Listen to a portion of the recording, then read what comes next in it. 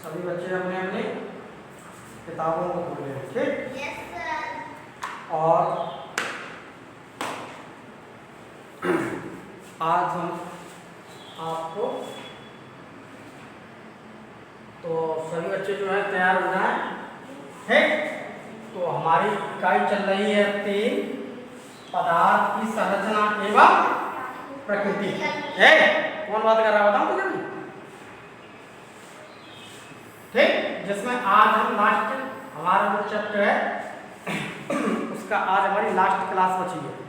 इससे पहले मैंने 2 क्लास आपको लेक्चर फर्स्ट और लेक्चर सेकंड में मैंने पढ़ा चुका हूँ। आज हमारा जो बचा कुचा हिस्सा है उसे आज हम पूरा करेंगे, ठीक। तो सभी बच्चे जो हैं उससे आगे जो मैंने छोड़ा था आज हम उससे आगे अच्छी तरह से डिस्कस करेंगे। इससे पहले हमने पदार्थ के बारे में क्या था क्या नहीं वो सारी चीज़ हमने अच्छी तरह से पढ़ी, हमने कवर की, ठीक। तो आज हम उससे आगे चलेंगे।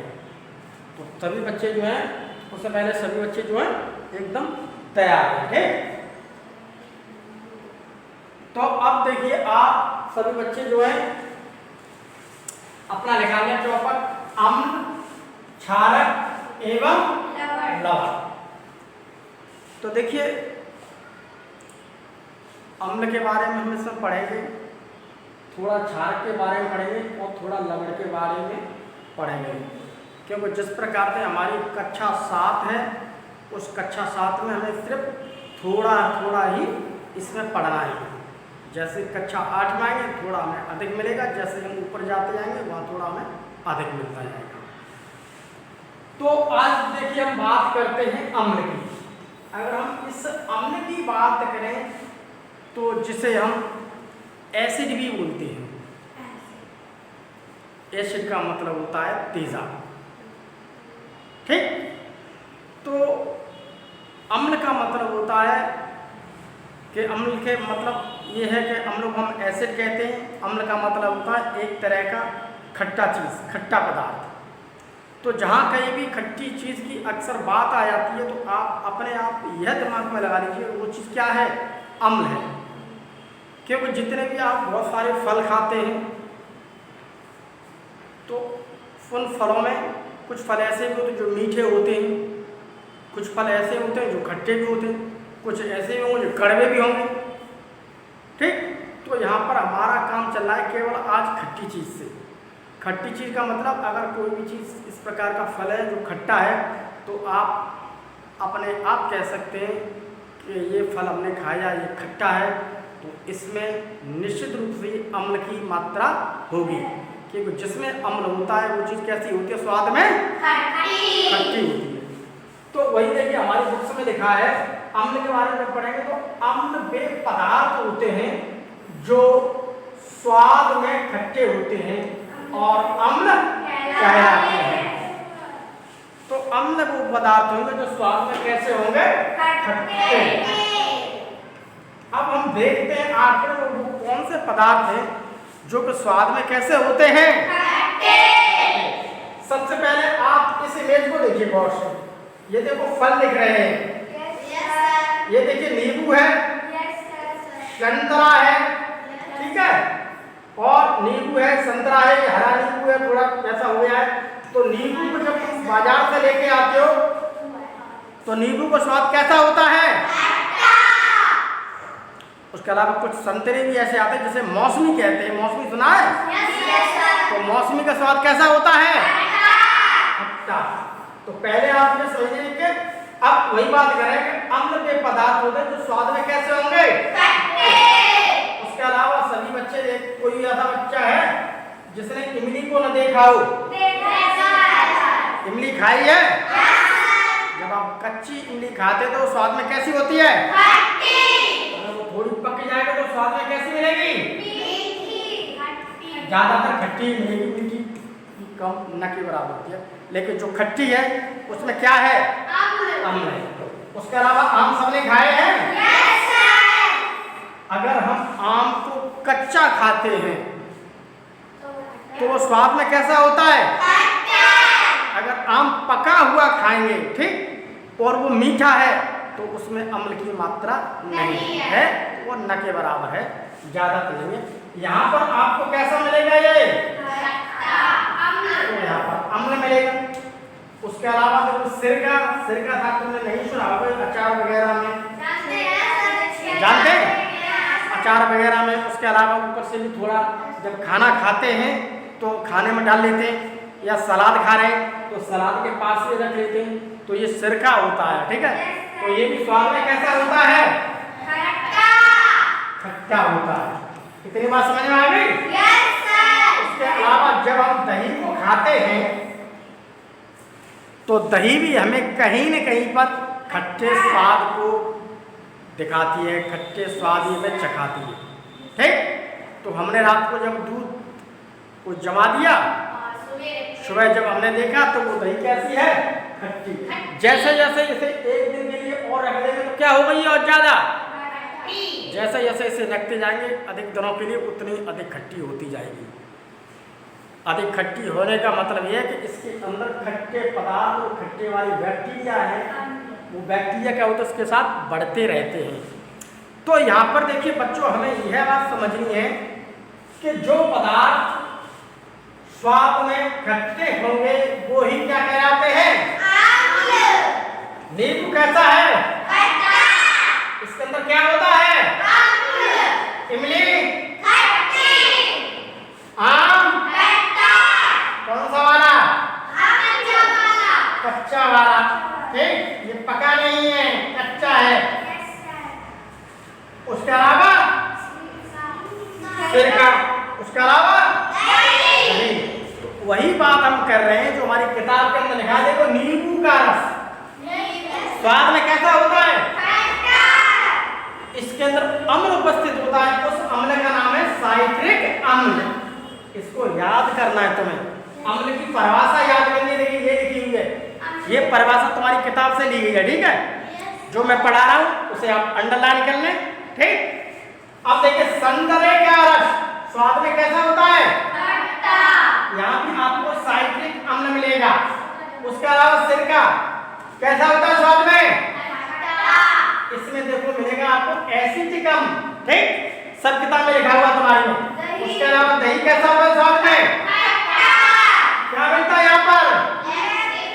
लैक्टिक अम्ल। उसके अलावा इमली और कच्चा आम आएगा, स्वाद में कैसा होता है? इसके अंदर क्या मिलेगा तुम्हें? टार्टारिक अम्ल। ये देखिए जो चीज तुम्हारी किताब के अंदर लिखी हुई है उस किताब की बात को मैंने सरल भाषा में तुम्हें समझाया है, और उसके ये डायग्राम भी मैंने आपको तुम्हारी किताब से संबंधित निकाले। अब इतने में बच्चों की समझ में तुम्हारे में ये आ गया, अम्ल के बारे में कुछ समझ में आया तुम्हारे में?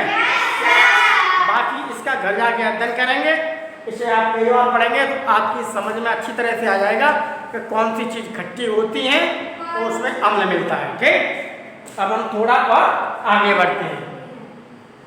जब हम थोड़ा आगे बढ़े तो हमने अम्ल को दो कैटेगरी बांटा, यानी कि अम्ल को दो प्रकारों बांटा। अम्ल दो प्रकार के मिलते हैं। जो खट्टी चीज होती है वो हमें कैसी मिलती है? दो प्रकार में मिलती है। यहाँ पर देखिए दो प्रकार में मिलती है। ठीक है, अब दो प्रकार में देखिए कौन सी है? एक तो है दुर्बल अम्ल, इधर देखिए सभी बच्चे, और एक क्या है? दुर्बल अम्ल का मतलब क्या है? वो क्या है? वीक। और प्रबल का मतलब क्या है? वो क्या है? स्ट्रॉन्ग। स्ट्रॉन्ग का मतलब बहुत ही ज्यादा हार्ड है, उसके अंदर एसिड की मात्रा बहुत अधिक है। अब दुर्बल को देखते हैं। दुर्बल का मतलब एक ऐसे अम्ल होंगे वहां पर अम्लता का मतलब होता है उसका जो खट्टापन है, उसके अंदर जो बैक्टीरिया मिलेंगे, जो अम्ल की मात्रा मिलेगी वो कैसी होती है? वो कैसी होती है? वो बहुत कम होगी, उसे हम खा सकते हैं, हमें वो नुकसान नहीं करेंगे। ठीक, इधर देखिए ये अम्ल भोज्य पदार्थों में पाए जाते हैं। जो दुर्बल अम्ल होंगे वो किसमें मिलेंगे? भोज्य पदार्थ में। भोज्य पदार्थ में कौन से? जैसे कच्चा आम में मिल रहा है, जैसे इमली मिल रहा है, जैसे नींबू मिल रहा है, सिरका है, संतरा है, तो इसमें मिलता है, इसे हम खा लेते हैं कि नहीं? तो यही बात है, दुर्बल अम्ल वे होते हैं जो भोज्य पदार्थों मिलेंगे, जो हमारे खाने वाले मिलेंगे, जिन्हें हम खाते रहते हैं। ठीक है, जिन्हें प्राकृतिक या कार्बनिक अम्ल भी कहा जाता है। इन्हें क्या कहा जाता है? प्राकृतिक एवं कार्बनिक। प्राकृतिक का मतलब पता है? जो हमें प्रकृति से मिल रहे हैं, जो हमें पेड़ पौधों से मिल रहे हैं, जिन्हें इंसान नहीं बना सकता है। जो प्रकृति या पेड़ क्या है? पेड़ एक ऐसा है जो जमीन पर पैदा होता है, ठीक? पैदा होने के बाद उस पेड़ से जो चीज मिल रही है उसे कहते हैं प्रकृति से मिलना। तो ये वाले अम्ल कौन से होते हैं? दुर्बल अम्ल, जो हमें प्रकृति से मिलते हैं, इन्हें प्राकृतिक अम्ल कहते हैं, ठीक है। इनकी प्रकृति बहुत ही दुर्बल होती है। इनका नेचर क्या है? ये इतने बहुत कम खट्टे होते हैं, इतने कम खट्टे होते हैं कि इन्हें हम खा लें तो हमें कोई नुकसान नहीं होता है, हमें कुछ न कुछ थोड़ा बहुत फायदा ही कर जाएंगे, ठीक। उसके बाद देखिए इनका उपयोग किसमें? खाने में करते हैं। इसका उपयोग किसमें करते हैं? खाने में। जैसे टारटारिकम, तो मैं भी बताया टारटारिकम, तो लिखा हुआ टेबल में, जैसे कि लैक्टिकम, जैसे कि एसिटिकम। तो दुर्बल अम्ल को यहाँ पर ये बात समझिए, दुर्बल अम्ल कौन से होते हैं? जिन्हें हम खा सकते हैं और जो प्रकृति मिलते हैं, जो हमारे भोज्य पदार्थों में उपस्थित होते हैं, ठीक। अब प्रबल की देखिए, प्रबल का मतलब होता है, देखो बच्चों, स्ट्रॉन्ग। प्रबल का क्या मतलब होता है? प्रबल का मतलब होता है स्ट्रॉन्ग। अब ये अम्ल बहुत ही प्रबल होते हैं। प्रबल का मतलब है इसके अंदर अम्ल बहुत ही ज्यादा खतरनाक होगा, जिससे हम खा भी नहीं है तो मर जाएंगे। जो त्वचा पर पड़ जाने पर उसे बुरी तरह से जला देते हैं। जैसे बाजार में तुमने देखा है, तेजाब मिलता है, जैसे हम अपने शौचालय में साफ करने के लिए यूज करते हैं, अगर वो हमारी त्वचा पर पड़ जाए तो जला देगा। वो क्या है? प्रबल अम्ल है। वो किसी पेड़ से नहीं प्राप्त होता है, उसे मानव के द्वारा बनाया गया। उन्हें हम क्या कहते हैं? खनिज लवण भी कहते हैं, ठीक। जैसे H2SO4, सल्फ्यूरिक अम्ल, बाद में वो अम्ल आ रहा है सल्फ्यूरिक। उसके बाद ऐसे हाइड्रोक्लोरिक अम्ल, ठीक है। उसके अलावा नाइट्रिक अम्ल, ये सब अम्ल क्या है? तीनों ये है प्रबल अम्ल। ये क्या है? प्रबल अम्ल। अब तुमसे कोई पूछे प्रबल अम्ल क्या है तो आप बता दोगे? ये प्रबल अम्ल क्या होते हैं? ये बहुत ही ज्यादा कैसे होते हैं? ये प्रबल स्ट्रॉन्ग प्रवृत्ति के होते हैं। इसमें अम्लता अधिक होती है। अगर ये हमारी त्वचा पर पड़ जाए तो क्या होगा? जला देगा, ठीक है। तो इन्हें हम खनिज लवण भी कहते हैं, खनिज लवण भी कहते हैं, ठीक है। उसके अलावा एक दो एग्जाम्पल याद कर लेना जो हमारी पुस्तक के अंदर दे रखा है, ठीक है। जैसे कि सल्फ्यूरिक अम्ल, जैसे कि हाइड्रोक्लोरिक अम्ल, जैसे कि नाइट्रिक अम्ल, ठीक। अब यहाँ पर देखिए, ऐसे अम्ल जिनमें पानी की अधिक मात्रा होती है उन्हें तनु अम्ल कहते हैं, ठीक। अब देखिए हमने अम्ल लिया और इस बीकर के अंदर हमने एक पानी लिया, ठीक। ये क्या है हमारा स्पीकर के अंदर में? पानी। अब इसमें पानी में क्या किया हमने? इसमें हल्का सा नींबू की 2 बूंद डाल दी या 3 बूंद डाल दी नींबू की। तो पानी तो हमारे पास देखिए इतना है और नींबू की इसमें कितनी बूंद पड़ी हमारी? 3। इसमें नींबू की पड़ी हमारी 3 बूंद डाल दी, ठीक है। तो इसका मतलब क्या है? यहाँ अम्ल तो क्या है? कम है और पानी क्या है? ज्यादा। तो इसी कंसेप्ट को समझे तो यहाँ पर अम्ल क्या है? अम्ल क्या होता है यहाँ पर? कम। और पानी क्या है यहाँ पर? पानी यहाँ पर क्या है? आधे। तो इसे हम क्या कहेंगे? तनु अम्ल। इसे हम क्या कहेंगे? तनु का मतलब होता है पतला, ठीक। जिसे इंग्लिश में कहते हैं डाइल्यूट। जिसे इंग्लिश में क्या कहते हैं? डाइल्यूट। ये देखो शब्द लिखा है और शॉर्ट में देखो लिखा होगा आपका कैसे? शॉर्ट में लिखा होगा देखो कैसे करके DIS, ठीक। इसे ऊंची क्लास में पढ़ना है आपको, ठीक। दूसरा देखो, ऐसे अम्ल जिनमें पानी की मात्रा बहुत कम होती है कंसंट्रेट अम्ल कहलाते हैं। कुछ अम्ल ऐसे भी होते हैं, यहाँ पर हमने बीकर में देखो पानी लिया, ठीक। तो यह पानी तो हमारे पास नहीं है भैया, ठीक, बहुत कम है। और यहाँ पर अम्ल क्या है? ज्यादा, ठीक। इसमें हमने बहुत ज्यादा डाल दिया। तो ये अम्ल जब ज़्यादा है तो अम्ल कैसा है? गाढ़ा है। गाढ़ा का मतलब क्या है? तो अम्ल की मात्रा जिसमें ज़्यादा होती है तो कहते हैं गाढ़ा। गाढ़ा का मतलब होता है सांद्र। ठीक, गाढ़ा का मतलब क्या है यहाँ पर? सांद्र को कहते हैं कंसंट्रेट। अगर हम इसे इंग्लिश में लिखेंगे तो देखो हमारी विज्ञान में ऐसे लिखा मिलेगा शॉर्ट में CONC कंसंट्रेट। ठीक, तो देखिए हमने यहाँ पर दुर्बल अम्ल के बारे में पढ़ा, ठीक, और हमने यहाँ पर प्रबल अम्ल के बारे में पढ़ा। ये बातें हमारी पुस्तक के अंदर लिखी हुई हैं जिसे हमने यहाँ पर समझ लिया है। ठीक, अब हम थोड़ा और आगे बढ़ते हैं क्षारक के बारे में। ज्यादा देखिए हमारे दे नहीं रखा है, ठीक है, क्षारक। अब हम क्षारक के बारे में पढ़ेंगे तो क्षारक के बारे में देखिए हम पढ़ते हैं बेस, ऐसे पदार्थ जो स्पर्श करने पर साबुन जैसे लगते हैं जिन्हें हम क्षार या भस्म कहते हैं या कहलाते हैं। ऐसे क्षारक जिसे हम पकड़ेंगे तो हमें साबुन जैसे प्रतीत होंगे। ठीक, जैसे चूने का पानी। चूने का पानी तुमने देखा है? कलई देखिए, कलई चूना पुताई होती है। उस पुताई में हमने क्या किया, एक बर्तन लेके आए, उसमें पानी भरते हैं, उसमें हमने जो कलई मिलती है जिसे चूना कहते हैं उसे हमने डाल दिया। तो थोड़ी देर बाद क्या देखते हैं, वो चूना क्या है, एकदम से खौलने लगता है, गर्म हो जाता है बहुत। ठीक, तो वो पानी बन गया, फिर ठंडा हो जाता है। ठंडे होने के बाद हम क्या करते हैं, दीवार पे ऐसे पुताई मार देते हैं। ठीक, तो उससे मैं क्या किया, हमने पानी में क्या मिला दिया, चूना। तो जब हम पानी में चूना मिला देते हैं तो उसे कहते हैं हम चूने का पानी। अब चूने का पानी होता है उसे हम क्या करेंगे, उसे लेके दीवारों पर कर देते हैं। तो वही है, देखो हमारा ही चूने का पानी। उसके अलावा देखो KOH हुआ, उसके अलावा हमारा Na सोडियम हाइड्रोक्साइड हुआ। ठीक है, उसके अलावा हमारा अमोनियम हाइड्रोक्साइड हुआ। ठीक, देखिए ये है साबुन है। अगर हम साबुन की बात करते हैं तो वो क्या है, वो क्षार की श्रेणी में आता है। डिटर्जेंट बोलते हैं जिसे हम, वो क्या है, क्षार। जैसे बासन सोडा, ये सब क्या है, डिटर्जेंट है। ये जो साबुन है, ये डिटर्जेंट है, ये बेकिंग सोडा है। ठीक, कुछ फर्टिलाइजर हैं जिसे हम खाद, देखिए खाद बाजार से खाद आती है, तो वो खाद भी अगर देखा जाए तो वो क्या है, वो भी एक क्षार है। ठीक है, उसके अलावा बहुत इनो वगैरह है। इनो किसी के पेट में गैस हो जाती है, एसिडिटी हो जाती है, खाना पीना खा लेते हैं तो दिक्कतें आती हैं, तो उसे इनो दे देते हैं। तो इनो के अंदर में क्या आपको क्षार के क्या मिलते हैं, यहाँ पर गुण। ठीक, उसके अलावा सीमेंट भी है हमारा। ठीक, उसके अलावा हम जो पेस्ट करते हैं तो पेस्ट में भी कहीं न कहीं थोड़ा बहुत हमें क्षार मिलता है। ठीक, क्षार का मतलब होता है एक तरह का, आप कास्टिक सोडा सुना है किसी ने, कास्टिक सोडा? कास्टिक सोडा ऐसी चीज़ होती है उससे हम काई छुटा देते हैं।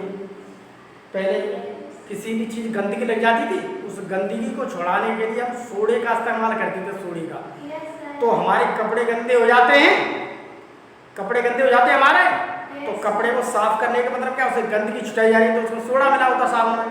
ठीक, बर्तन को जब तुम साफ करते हो तो बर्तन साफ करने के साबुन भी आते हैं। देखो ये लिखा हुआ है, बर्तन वाले साबुन है, इसमें नहीं दिखाया कहीं, ये हाथ को बासन सोडा लिखा हुआ है, ये साफ करने वाला है। इसी को कहते हैं बर्तन वाले साफ। बर्तन में गंदगी लगी होती है तो हमने बर्तन पे वो साबुन से लिया, उसे जूने से लगाया, साफ किया तो बर्तन साफ हो जाता है। तो इसमें क्या है, यहाँ पर देखो सब में सोडा मिल रहा है आपको, हर कलर का सोडा, सोडियम सोडियम सोडियम। तो ये सारी चीज क्या है, ये गंदगी को साफ करती है।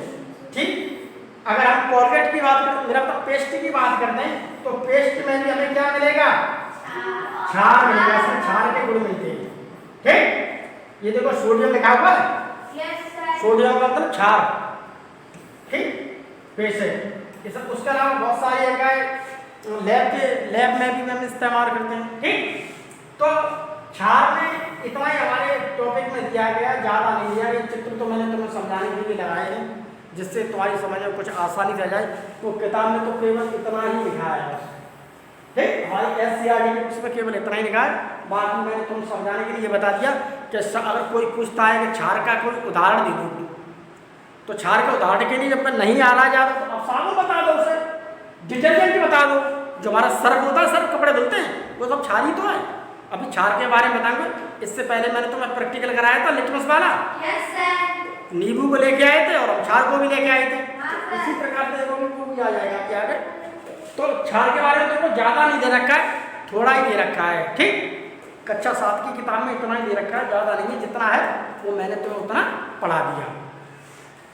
अब हम जैसे ही आगे बढ़ते तो हमारी किताब के अंदर देखो एक चीज लिखी हुई है, ये देखिए समझ के। अब देखिए हमारी किताब में आगे पॉइंट पे देखो, देखिए अम्ल एवं क्षारक की पहचान कैसे करेंगे कि यह अम्ल है और यह क्षार है। देखिए अम्ल एवं क्षारक की पहचान करने के लिए हम विशेष प्रकार के पदार्थों का उपयोग कर सकते हैं, जिसे हम क्या कहते हैं, जिसे हम सूचक कहते हैं।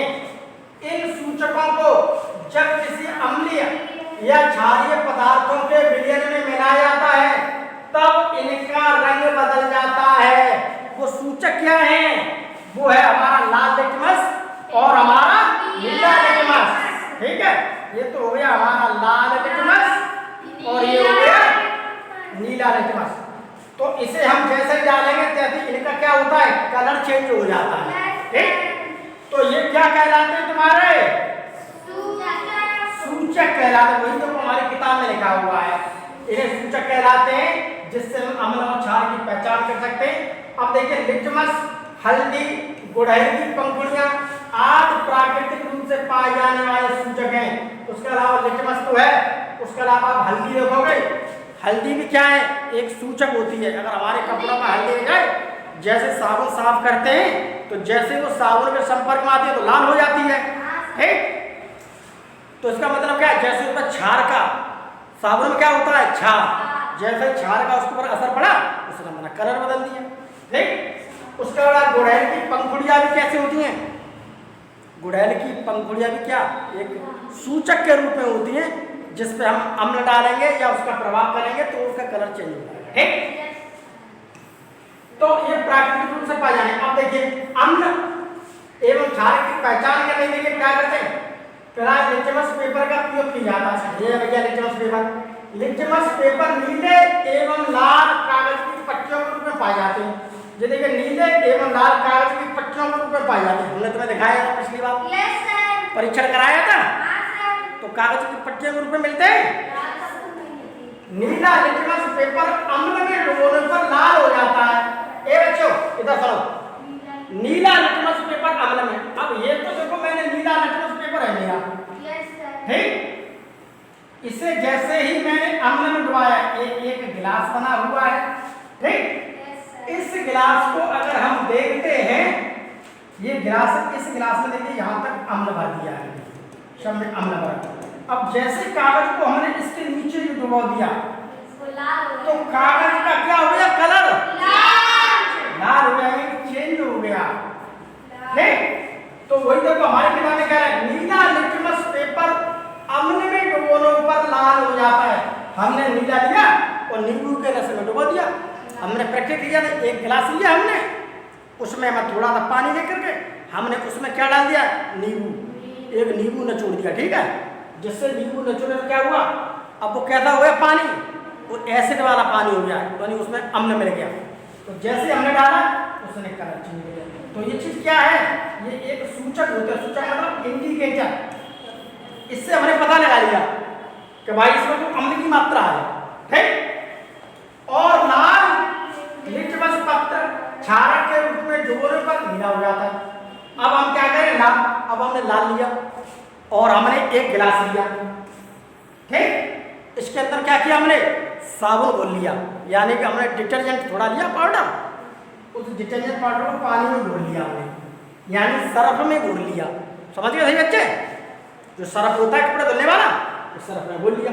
अब हमने लाल को लेकर के इसमें डाल दिया, जैसे लाल को डालो तो उसने रंग कैसा कर दिया, नीला, उसने रंग कैसा नीला हो गया। तो हम समझ गए कि भैया यहाँ पर क्या है, इसके अंदर क्षार है, ठीक।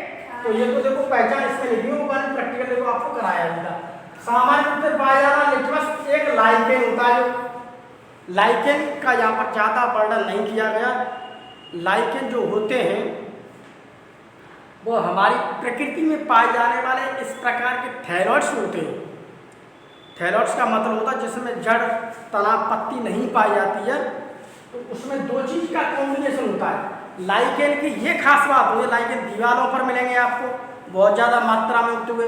लाइकेन की ये खास बात होती है कि अगर हम उस लाइकेन को लेकर के आ गए, हमने अपने घर के पास लगा दिया, हमारे घर की दीवार पर लाइकेन हमने लगा दिया।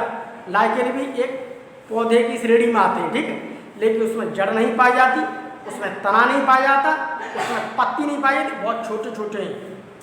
अगर हमारे घर के आसपास वायुमंडल में SO2 जो एक गैस होती है विषैली, अगर यह बहुत है, इधर देखो से बच्चे, अगर ये बहुत है तो वहां से लाइकेंस क्या हो जाएंगे, ये खत्म हो जाएंगे।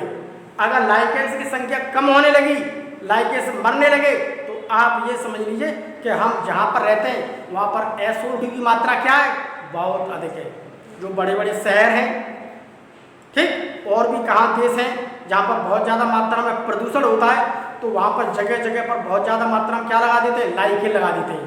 वो लाइकेन से पता लग जाता है कि इस वातावरण में अगर लाइकेन खत्म हो गए तो समझ जाएंगे यहाँ पर SO2 गैस क्या है, SO2 गैस का यहाँ पर बहुत ज़्यादा मात्रा में है।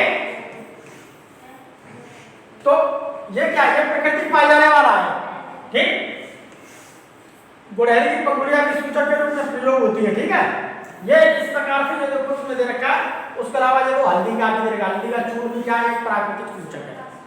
तो प्राकृतिक सूचक के बारे में कोई पूछता है तो आप लाइकेन बता देना, ठीक। गुड़हल की पंखियों को बता देना, ठीक है। उसके अलावा आप हल्दी बता देना, बाकी इसमें ऐसा कुछ नहीं है, ठीक।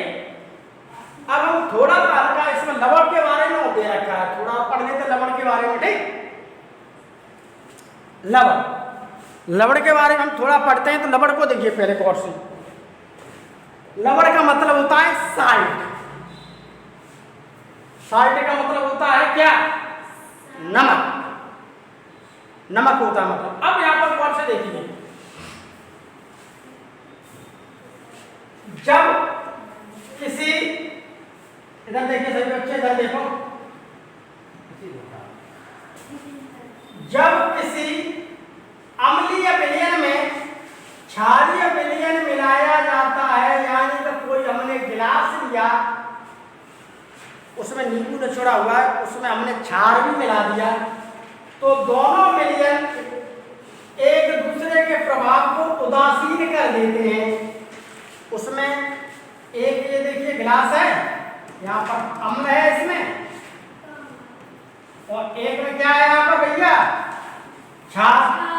इसे इसमें हमने करके यहाँ पर मिला दिया, ठीक। तो इसमें देखो अम्ल भी आ गया और इसमें क्षार भी आ गया। लेकिन इसने क्या किया, ये एक दूसरे क्या हो गए, उदासीन हो गए, न्यूट्रल हो गए। ये जो काम कर रहे थे वो काम भी नहीं किया कुछ कर रहे, बिल्कुल उदासीन हो गए, ठीक। तो एक दूसरे के प्रभाव को उदासीन कर देते हैं। यह उदासीनीकरण की क्रिया कहलाती है। इसमें जो नया ठोस पदार्थ बनता है उसे ही लवण कहा जाता है। अब देखिए HACl की अगर हम बात करते हैं तो ये मैंने उदाहरण पढ़ा था अम्ल का। अम्ल का उदाहरण पीछे खोल के आप देखोगे तो हाइड्रोक्लोरिक अम्ल आया था। ये देखिए ये क्या है, हाइड्रोक्लोरिक, और NaOH ये क्या है, क्षार। ये देखो लिखा हुआ है अम्ल और क्षार। इसमें है अम्ल और इसमें है क्षार। इन दोनों को हमने मिला दिया। इसको मिला के देखिए नया पदार्थ बनना है, कुछ नया। तो वो नया पदार्थ क्या है आपका, यहाँ दोनों को मिला दिया तो क्या बन गया आपका, रबड़ बन गया। जल तथा ऊर्जा थोड़ी अलग निकल गई, ठीक। अब यहाँ पर अगला देख लो, अमोनिया को लिया और HCl को लिया, तो यहाँ पर मिलकर के क्या बना दिया उन्होंने, अमोनियम क्लोराइड। एक अम्ल है और एक क्षार है, ठीक। ऐसे करके हमें थोड़ा अम्ल और उसमें दे रखा है, ज्यादा कुछ नहीं, ठीक है। अब घरेलू एवं औद्योगिक कार्यों के बारे में थोड़ा समझ लीजिए। बस ये चैप्टर मुझे लगता है इसी के बाद समाप्त है तुम्हारा चैप्टर, ठीक। अब घरेलू एवं औद्योगिक छिद्रों में अम्ल क्षारक एवं लवणों का उपयोग कहाँ करते हैं? देखिए, अगर हम अनेक वस्तुओं भोज्य पदार्थों का उपयोग करते हैं जिसमें सामान्यतः अम्ल क्षार तथा लवणों का उपयोग किया जाता है, आइए कुछ प्रमुख इनके बारे में समझते हैं। ठीक, अब सल्फ्यूरिकम ये क्या है? हमारा अम्ल है। Yes, sir. इसका ये सूत्र है, सूत्र को थोड़ा पढ़ लेना, ठीक है। तो इसका हम उपयोग करते हैं कहाँ पर? इसका घरेलू में यहाँ पर कोई उपयोग नहीं है, इसका उपयोग करते बाहर क्या अम्ल का? हम खेतों में जो हमारी खाद पड़ती है तो खेतों में पैदावार बढ़ाने के लिए वहाँ पर क्या उसे हम डाल देते हैं। ठीक, पूर्व सल्फेट के निर्माण में। उसके अलावा बैटरियों के निर्माण में बैटरियाँ होती हैं, बैटरियों में H2SO4 पड़ता है, तो रंग कागज कपड़े आदि बनाने में इसका उद्योग पे हम उपयोग करते हैं H2SO4 को। अब नाइट्रिक अम्ल को देखते हैं जिसे हम सोरे का अम्ल बोलते हैं। इसका घर में तो उपयोग है नहीं बिल्कुल भी, लेकिन अम्ल में क्या है? अम्ल राज बनाने में, अमोनियम नाइट्रेट में और खाद वाद बनाते उसमें एवं सोने चांदी में शुद्ध करने में। सोना या चांदी से हम शुद्ध करेंगे तो हम इसका प्रयोग करते हैं। ठीक, इसी प्रकार से थोड़ा और देर के इस टेबल को देख लेना, ये हमारी पुस्तक में दी हुई टेबल है। उसके अलावा देखिए हाइड्रोक्लोरिक अम्ल और एसिटिक अम्ल। हाइड्रोक्लोरिक अम्ल लिखा है, ये एसिटिक अम्ल लिखा है, ठीक है। तो HCl का प्रयोग क्या करेंगे? टॉयलेट की सफाई में। टॉयलेट की सफाई तो मैंने हार्पिक तमाम पाउडर सुने होंगे, तो उसमें क्या है? उसमें HCl का प्रयोग करते हैं। ये हमारे घर में प्रयोग हो रहा है, टॉयलेट की सफाई कर रहे हैं, ठीक है। उसके अलावा एसिटिक अम्ल का प्रयोग कहाँ करते हैं? इससे सिरका प्रयोग करते हैं। तो सिरके में क्या है? अचार बनाने में, दवा बनाने में। अचार को तुमने देखा, अचार बहुत खट्टा हो जाता है, उस अचार में सिरके का भी बड़े बड़े लोग प्रयोग करते हैं, तो वो क्या है? अम्ल है। ठीक, तो क्या चीज़ है यहाँ पर? अम्ल है। और देखिए यहाँ पर आगे अब निर्माण देखें। क्लोरीन का निर्माण करने में, नमक के शोधन में, सेल्यूलोज एसीटेट, ठीक, फोटो फिल्म बनाने में, सफेदा बनाने में, तमाम चीज़ों का उपयोग होता है। इसी प्रकार के सोडियम हाइड्रोक्साइड से कास्टिक सोडा बोलते हैं। घरेलू काम के जो बर्तन में कास्टिक सोडा का प्रयोग कहाँ करने वाला है? जैसे मैंने तुम्हें बताया था नहीं कि हमारे बर्तन गंदे हो जाते हैं या कोई भी चीज़ ऐसी है लोहे की जिसमें जंग लग गई है या बर्तन में बहुत गंदगी जमी हुई है, तो वहाँ पर कास्टिक सोडा का प्रयोग करते हैं। कास्टिक सोडा जो होता है वो हमें मिल जाता है। पहले कास्टिक सोडा मिलता था जब मैं बहुत छोटा था, स्कूल में पढ़ने के लिए जाया करता था, तो जो साइकिल होती थी तो साइकिल की जो हमारी रिम होती है, हब होता है, उस पर काई लग जाया करती थी बहुत ज़्यादा, तो बाजार से थोड़ा कास्टिक सोडा ले जाया करते थे, उससे हम सफाई कर देते तो गंदगी साफ हो जाती थी। ठीक, सफाई करने में। ठीक, उसके अलावा उसे साबुन में मिला देते कास्टिक सोडा, कपड़े धोने का साबुन बन जाता है, पर नहाने का साबुन बन जाता है। ठीक है। चूने का प्रयोग, चूने का भैया बाजार से जाके कलई खरीदा, इसे कलई बोलते हैं हमारे यहाँ पर। ठीक है, चूना खरीद रहा है उसे, ये कहते हैं कलई ले आओ, चूना ले आओ। ठीक है, तो पानी में डाल दिया तो घर की पुताई कर दी हमने, चूने का पानी में। उसके अलावा अमोनिया के निर्माण में, आयरन के निष्कर्षण में, औद्योगिक में यहाँ पर काम होता है। कलई का उपयोग पुताई करने में तो करते हैं, हमारे स्कूलों में पुताई होती है। सोडियम क्लोराइड, ठीक, सोडियम क्लोराइड का मतलब होता है एक नमक। ये देखिए NaCl लिखा हुआ है तुम्हारे सामने। NaCl का मतलब होता है सोडियम क्लोराइड या नमक। अगर हम सोडियम क्लोराइड, सोडियम और क्लोरीन, अगर हम क्लोरीन को डायरेक्ट खा लेंगे तो मर जाएंगे, सोडियम को खा लेंगे तो भी मर जाएंगे, लेकिन इन दोनों को मिला करके एक नया जो पदार्थ बनेगा NaCl, जिसे हम कहते हैं नमक, ये हमारे लिए थोड़ा थोड़ा फायदेमंद है। यहाँ पर ले रहे तो नुकसान है हमारे लिए, यहाँ ले रहे डायरेक्ट तो नुकसान है, लेकिन अगर हम इसे इसका बनने वाला जो पदार्थ है, जो प्रोडक्ट बनना है हमारा इस रिएक्टेंट से, ये क्या है? अभिकारक से जो नया पदार्थ बनना है NaCl, जिसे हम कॉमन साल्ट कहते हैं, वो हमारे लिए क्या है? हमारे लिए फायदा। क्यों? आप सभी लोग बिना नमक के कोई रोटी खाता है? सभी लोगों को नमक की जरूरत पड़ती है। तो वही देखो, कौन भोजन में नमक के रूप में, ORS में, जितने भी आप बाजार से लेके आते हैं, डायरिया हो जाता है तो ORS फिर बच्चों को पिलाते हैं, खुद भी पी लेते हैं, इलेक्ट्रॉन पाउडर पी लेते हैं, तो सब में नमक होता है। उसके अलावा क्लोरीन के निर्माण में और साबुन बनाने में करते हैं, ठीक है, ये औद्योगिक स्तर पे। अब Na2CO3 धावन सोडा, सोडियम कार्बोनेट बोलते हैं, इसका उपयोग क्या करते हैं? कपड़ों की धुलाई में करते हैं इनका उपयोग, ठीक, कांच के निर्माण में करते हैं, जर्की के ढोतन में करते हैं। सोडियम बाइकार्बोनेट का क्या करते हैं? सोडियम बाइकार्बोनेट क्या है? एक खाने का सोडा होता है, ठीक। तो बेकिंग पाउडर में खाने का सोडा मतलब ना क्या है? जब भी कोई दाल लेके आए, वो दाल नहीं पक रही है तो उसमें थोड़ा सोडा डाल दीजिए तो जल्दी पक जाती है। उसके अलावा उस बेकिंग सोडे को, उसके अलावा जो खाने वाला सोडा है उसका बेकिंग पाउडर उपयोग करते हैं। और जितने भी हमारे पेप्सी, कोका कोला और भी ठंडे पदार्थ होते हैं, लिम्का फिम्का और ड्यू पता नहीं कितने, उसमें देखो उसमें खाने का सोडा पड़ता है, सोडियम बाइकार्बोनेट बोलते हैं उसे। उसके बाद ब्रेड है, केक है, भोजन बनाने में मैंने तुम्हें बताया था, कोई दाल है, हमारी दाल नहीं पक रही है तो थोड़ा सोडा डाल दो, जल्दी पक जाएगी। राजमा की दाल नहीं पक रही तो राजमा में डाल दो। तो इस प्रकार से ये सारी चीज़ों को तुम्हें पढ़ना पड़ेगा, ठीक है। उसके अलावा कुछ देखिए प्रश्न हैं, इन प्रश्नों को थोड़ा अपने हाथ से देख लो, जो मैंने कर रखे उसमें आप हल्का हल्का निशान लगा। देखिए किसके अणुओं के बीच अंतर आणविक आकर्षण सबसे अधिक होता है? सबसे अधिक बर्फ मिलेगा, तो बर्फ कैसी है? ठोस, ठीक। ये ठोस नहीं है, ये ठोस नहीं है, ये ठोस नहीं है, कुछ ठोस है। तो ठोस में मैंने क्या बताया? ठोस में जो कण होते हैं वो कैसे होंगे? ऐसे आस-पास होते हैं, ठीक। तो हमारी बात होगी। दूसरा धावन सोडा मैंने तुम्हें अभी बताया, ठीक है, ये होगा सोडियम कार्बोनेट, ठीक। कैल्शियम हाइड्रोक्साइड का सही सूत्र, कैल्शियम हाइड्रोक्साइड का सूत्र क्या है? कैल्शियम हाइड्रोक्साइड का मतलब चूने का पानी। क्या है तुम्हारा? ये चूने का पानी। इसका ये सूत्र का CaOH, ये Ca हो गया, ये OH हो गया, चूने का पानी, ठीक है। इनमें से कौन प्रबल अम्ल है? एसिटिक अम्ल है, साइट्रिक अम्ल है, टार्टरिक अम्ल है। इनमें से कोई ना कोई इन्हें हम खा सकते हैं, लेकिन नाइट्रिक अम्ल ऐसा है जिसे हम क्या कर सकते हैं? इसे नहीं खा लेंगे तो मर जाएंगे। तो वही तो लिखा प्रबल अम्ल कौन सा है? नाइट्रिक अम्ल। एसिटिक अम्ल को अचार में खाते हैं हम, ठीक।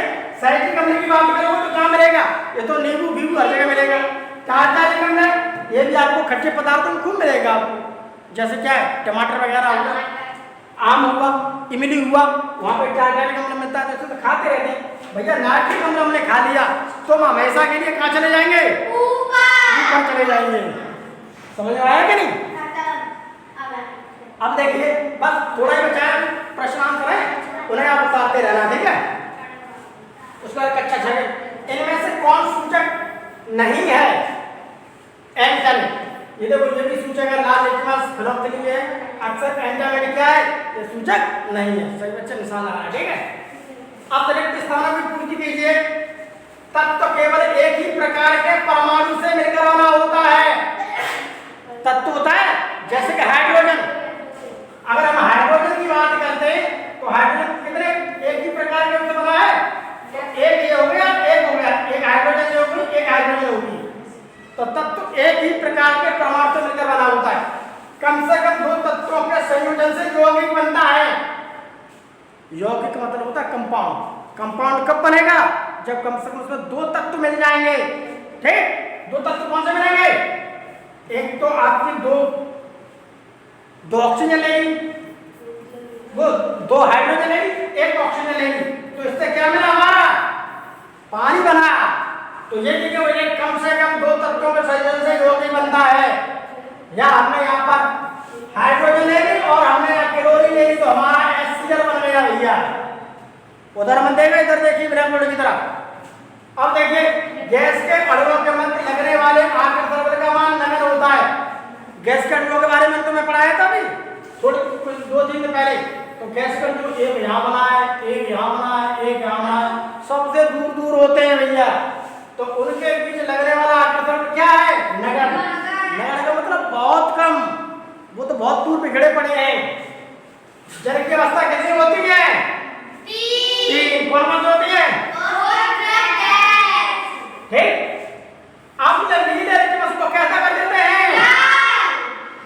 स्वाद। भस्म का स्वाद कैसा होता है? कड़वा। ठीक। भस्म पानी में घुलकर क्या बनाते हैं? अम्ल क्षार से क्रिया करके क्या बनता है? जबरदस्त बनता है। अम्ल का अभी थोड़ी देर पहले एग्जाम्पल लिया था। HCl वाला ले लो और NaOH वाला ले लो, आप उसमें क्रिया करोगे तो देखो क्या बनेगा?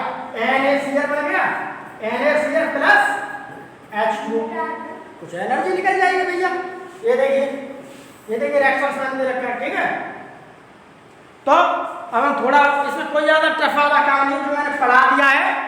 अगर पूरा चैप्टर मैंने तुम्हें अच्छी तरह से कवर कराया है इसे और तुमने ध्यान से पढ़ा है तो इसमें कोई क्वेश्चन टफ नहीं है, सभी क्वेश्चन हो जाते हैं।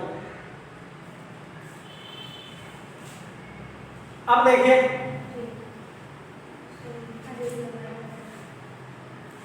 सही कथाई वाले में पदार्थ ठोस, द्रव तथा गैस तीनों अवस्था में पाया जाता है। तीनों अवस्था में पाया जाता है, ये बात बिल्कुल सही नहीं लग रखा है। ठीक।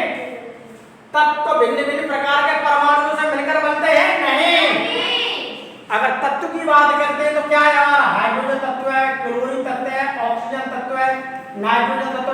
ये एक ही प्रकार के परमाणु से मिलकर बना। हाइड्रोजन केवल हाइड्रोजन से मिलकर के बना है। ठीक है। ऑक्सीजन की बात करते हैं तो ऑक्सीजन केवल ऑक्सीजन से मिलकर के बना है। शांत रहे, चुपचाप शांत रहे, जैसे चलाते हैं चलने में। ठीक। भिन्न भिन्न पदार्थों के अणुओं के बीच लगने वाले बल को क्या कहते हैं? हम आकर्षण बल क्या कहते हैं? ससंजन बल। ये गलत बात है। ठीक है। अणुओं के मध्य रिक्त स्थान में वो अंतराल कस कहते हैं, ये भी गलत है। चांदी का लेटेनम अर्जेंटाइन सही है। ठीक। हाइड्रोजन की परमाणुता 2 होती है, सही है। कैसे? एक हाइड्रोजन ये है, एक हाइड्रोजन ये है। ठीक। अब ये आपस में मिलेगी तो क्या बनाएगी? तो इसकी परमाणुता कितनी होगी? 2। इसका मतलब 2 परमाणुओं से मिलकर के बना है। ठीक। रासायनिक अभिक्रिया में कुछ नए परमाणु भी जुड़ जाते हैं, ये बात गलत है। निम्नलिखित तत्वों में से सही को छांटिए। अम्लों का स्वाद खट्टा होता है? सही बात है। ठीक। सिरके में टारटारिक अम्ल पाया जाता है, ये बात सही नहीं है। टारटारिक अम्ल तो शायद उसमें मिलता है, उसमें कच्चे आम में मिलता है टारटारिक अम्ल, सिरके में कहाँ मिलता है? फिनोक्सिलिन का रंग क्षारीय विलयन में गुलाबी हो जाता है, सही है। ठीक। साबुन में क्षारीय गुण होते हैं, साबुन में हल्के क्षारीय गुण का तो सही है। सोडियम हाइड्रोक्साइड एक क्षार है, ये सही है। साबुन को कास्टिक सोडा से बना सकते हैं, ये बात सही है बिल्कुल। साबुन में क्षारीय गुण होते हैं, ये बात सही है बिल्कुल। इसमें लिखा अब इसमें देखिए निम्नलिखित तत्वों के संकेत: हीलियम, आर्गन, चांदी, सोडियम, पोटेशियम, बेरियम, क्रोमियम। इनके क्या संकेत लिखवा रहे हैं? संकेत देखिए ऐसे होते हैं, वो देखिए मैंने लिख दिया, वो मैंने लिख दिया। हल्के से केवल फिर भी बोल देगा। हीलियम को He बोलते हैं। ठीक, बस सही है। हीलियम को क्या बोलते हैं हम? He। आर्गन को Ar, चांदी को Ag, सोडियम को Na, पोटेशियम को K, बेरियम को Ba, क्रोमियम को Cr। ठीक, ये हमारा तो 5वां प्रश्न था। 6वां प्रश्न क्या है? निम्नलिखित तत्वों के नाम लिखिए। सोडियम का Na का नाम क्या है? Sodium. C carbon, Br bromine, Mn manganese, Ag silver, Au सोना, Ba बैरियम, कैल्शियम, Ca मतलब कैल्शियम, Mg मैग्नीशियम। ये सब के नाम तुम्हें लिखने पड़ेंगे, तुम्हारे प्रश्न चल रहे हैं। निम्नलिखित यौगिकों में कौन कौन तत्व सम्मिलित होते हैं? जैसे CaCl2 की बात करें तो कौन है? CaCl2 इधर देखो, इसमें एक तो कैल्शियम मिली है, एक क्लोरीन मिली है। देखो कैल्शियम और क्लोरीन इधर देंगे। Al2SO4 होता है, इसमें कौन है? इसमें एक तो एल्युमिनियम है, एक सल्फर है, एक ऑक्सीजन है। ठीक, ये देखो सूत्र लिखा है हमने। देखो सूत्र कैसे लिखते हैं एलिमेंटों को, देखो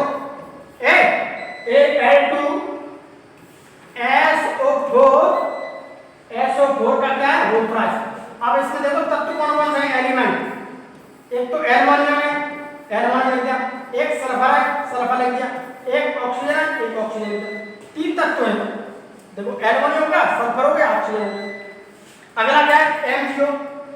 MgO है ना अगला, MgO। यहाँ एक मैग्नीशियम है, एक ऑक्सीजन है, मैग्नीशियम ऑक्सीजन। ठीक, PCO5 फास्फोरस है और ऑक्सीजन है। CaCO3 इसमें कैल्शियम है, ये कार्बन है, ये ऑक्सीजन है। कैल्शियम, कार्बन, ऑक्सीजन, 3 4 4 परमाणु मिलकर के तो उन्होंने क्या बना लिया, एक कंपाउंड बना लिया। ठीक। अब ये आ गया ग्लूकोज का सूत्र C6H12। इसमें देखो C क्या है, ये देखो यहाँ लिख देते हैं C6H12O6। इसमें कौन है भैया एलिमेंट हमारा, एक तो कार्बन है, एक हाइड्रोजन है और एक ऑक्सीजन है, 3 है। ठीक। CO2 carbon dioxide, carbon dioxide में कौन है भैया, एक तो कार्बन है और एक ऑक्सीजन। बहुत सिंपल है, थोड़ा बहुत पढ़ोगे नहीं पढ़ोगे क्या। अगले प्रश्न आ गए हमारे, इन सारे प्रश्नों को तुम्हें अपनी पाठ्य पुस्तक में लिखना है हमें, ठीक है। और संक्षेप में उत्तर लिखिए। ठीक।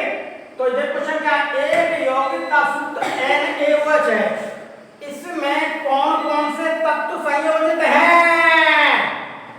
तो NaOH में क्या है, एक तो सोडियम है, एक ऑक्सीजन है, एक हाइड्रोजन है और ये के 3 भाई ये तो है। ये देखो NaOH, यहाँ पर लिख दो Na है, एक ऑक्सीजन है, एक H है, यहाँ पर 3 मिले एलिमेंट। ठोस पदार्थ किस प्रकार द्रव एवं गैसों से भिन्न है। देखिए ठोस पदार्थों के अणु द्रव एवं गैसों की अपेक्षा अत्यधिक निकट होते हैं। ये है देखो ठोस पदार्थ के अणु बहुत निकट हैं। ठीक। अब इधर आ जाओ किसके, द्रव के। द्रव के क्या होंगे, ये थोड़े थोड़े हल्के से थोड़े दूर होंगे। ठीक। ऐसे करके अब गैस में आ जाओ। गैस में एक यहाँ बना है, एक यहाँ बना है, एक यहाँ बना है, एक यहाँ बना। वही देखो लिखा है ठोस पदार्थों के अणु द्रव एवं गैसों की अपेक्षा अत्यधिक निकट होते हैं, ये निकट है। ठोस पदार्थों के अणुओं के बीच आकर्षण बल द्रव एवं गैसों की अपेक्षा अधिक है। यहाँ आकर्षण बल क्या है, अधिक होता जा रहा है, द्रव में थोड़ा कम है। ठोस पदार्थों की आकृति एवं आयतन निश्चित होता है, सब मैंने पढ़ा दिया तुम्हें, जबकि द्रव में ये चीज लिखी हुई है। ठीक। अगला प्रश्न आया, रासायनिक तत्वों के प्रतीक उपयोग करने का क्या नाम है। रासायनिक तत्वों के प्रतीक का उपयोग करने से हमें रासायनिक अभिक्रिया दर्शाने में आसानी होती है कि उसमें कितने परमाणु मिले हुए हैं। ठीक। कोई ज्यादा वैसा नहीं है, ये सारे प्रश्न तुम्हें करने हैं। ठीक है। अब उसमें लिखा है H2 तथा 2H में क्या अंतर है। एक तो लिखा है यहाँ पर H2, दूसरा लिखा है 2H। अंतर क्या है दोनों में, अंतर किसी को पता है। अंतर यहाँ पर यह है, इसे हम पढ़ेंगे हाइड्रोजन का क्या है ये अणु। जैसे कि एक H ये हो गई, एक H ये हो गई, अगर दोनों मिलेंगे तो क्या बन जाएगा ये हाइड्रोजन का एक अणु। अगर हम 2H लिख देंगे यहाँ पर ऐसे करके तो इसका मतलब क्या है, इसका मतलब है 2 परमाणु हैं।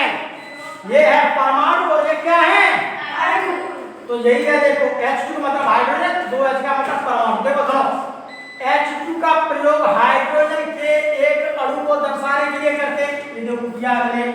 जबकि 2H का प्रयोग हाइड्रोजन के 2 परमाणु को दर्शाने के लिए करें, ये देखो 2 परमाणु को दर्शाने के लिए, इसका मतलब क्या है 2 परमाणु है भैया। नहीं ये अंतर है, इसे पढ़ो अपने घर जाकर के। अम्ल क्या है, वे पदार्थ जो स्वाद में खट्टे होते हैं अम्ल कहलाते हैं। अभी अम्ल के बारे में तुम्हें पढ़ाया था। इसमें देख करके लिख देना, जब वो वाली परिभाषा लिख देना, बिल्कुल परिभाषा दोनों क्या है एकदम सेम है। मैंने तुम्हें इसे कई बार पढ़ाया है। ठीक है। तो इसलिए ज्यादा इसमें टेंशन मत लो, चैप्टर अच्छी तरह से मैंने तुम्हें पढ़ाया है, इसको बार बार तुम देख लेना, एक दो बार तुम्हारी समझ में बिल्कुल आ जाएगा। अम्ल की परिभाषा दी है। ठीक है। अब सूचक किसे कहते हैं, इन्हीं 2 सूचक के नाम बताओ। सूचक किसे कहते हैं, जिससे हमें किसी के बारे में जानकारी प्राप्त होती है, उसे सूचक कहते हैं। कोई 2 सूचक बता दो, प्राकृतिक बता दो, तो किसे बताओगे, हल्दी बता सकते हो आप, और गुलाब उसकी गुड़हल की पंखुड़ियाँ बता सकते हो, उसके अलावा लाइकेन बता सकते हो, उसके अलावा आप लिटमस पेपर बता सकते हो। ठीक। हम एवं क्षार की पहचान करने के लिए हम विशेष प्रकार के पदार्थों का उपयोग कर सकते हैं। ठीक। जो सूचक कहलाते हैं। इन सूचकों को अम्लीय एवं क्षारीय पदार्थों के विलयन में मिलाने पर इनका रंग बदल जाता है। देखो नीला लिटमस पेपर अम्ल में डुबाने पर लाल हो जाता है भैया, ये बात लिख दो। हमारा प्रश्न आता है अर्धवार्षिक परीक्षा में आ जाए या वार्षिक परीक्षा में प्रश्न आ जाए तो आप ये लिख दो। उसके अलावा लाल लिटमस पेपर ठीक क्षारक विलयन में डुबाने पर नीला हो जाता है। तो ये सारे प्रश्न क्या है, ये सारे प्रश्न हमारे वार्षिक परीक्षा में आ जाते हैं। इनके उत्तर इसी प्रकार के होते हैं। अब और बच्चे थोड़ा और देखिए क्या देखिए अम्ल एवं क्षार, इस कलर को यहाँ पे ले लेता हूँ चेंज करके। अम्ल एवं क्षार की पारस्परिक क्रिया द्वारा लवण का कौन सी क्रिया होती है? अगर अम्ल और क्षार की अगर क्रिया करते हैं उसमें कौन सी क्रिया होती है? अम्ल और क्षार की पारस्परिक क्रिया द्वारा लवण तथा पानी बनता है। अम्ल के बारे में ये देखिए ये वाला क्वेश्चन क्या कह रहा है। HCl हमारे पास अम्ल है, NaOH हमारे पास क्या है? क्षार है।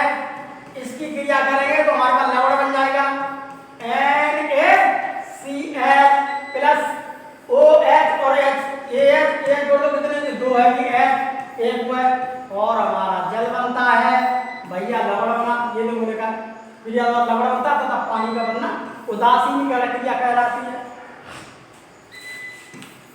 ठीक, प्रश्न 9 आ गया। 9 देख रहे ना क्या है, उसे नींबू कारक भुजा जो भी कुछ है उसका आंसर लिया। ठीक है, बाकी ये देखिए नीचे रिएक्शन आ गया। ये प्रकार के ऐसे प्रश्न हैं तुम्हारे किसमें आएंगे?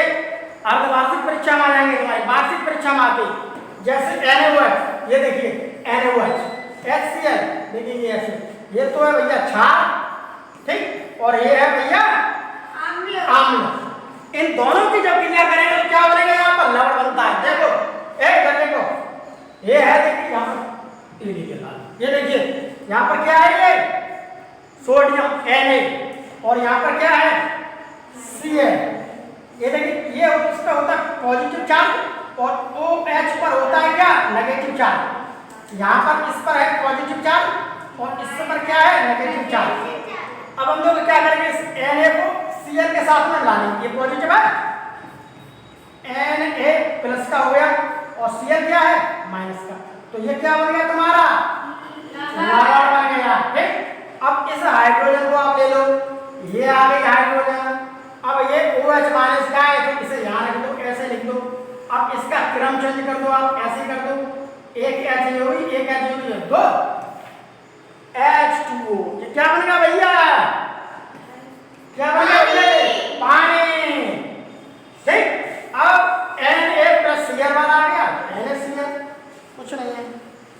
तो इस प्रकार से क्या है, आज के अगर हम देखते हैं तो हमारा जो चैप्टर था कक्षा 7 वाला जो परमाणु की संरचना वाला था, उसकी प्रकृति था, उसे हमने क्वेश्चन आंसर सभी बता दिए हैं, तो मैं समझा दिया है। पीपीटी को मैं यहाँ पर थोड़ी देर बाद रोक दूंगा। ठीक, सभी बच्चे सारे प्रश्नों के आंसर को लिखेंगे अपनी कॉपी में और जो जो मैंने पढ़ाया उसे बार बार देखते रहिए। तब तक के लिए तुम्हारे लिए क्या है, कल हम नया चैप्टर पढ़ेंगे।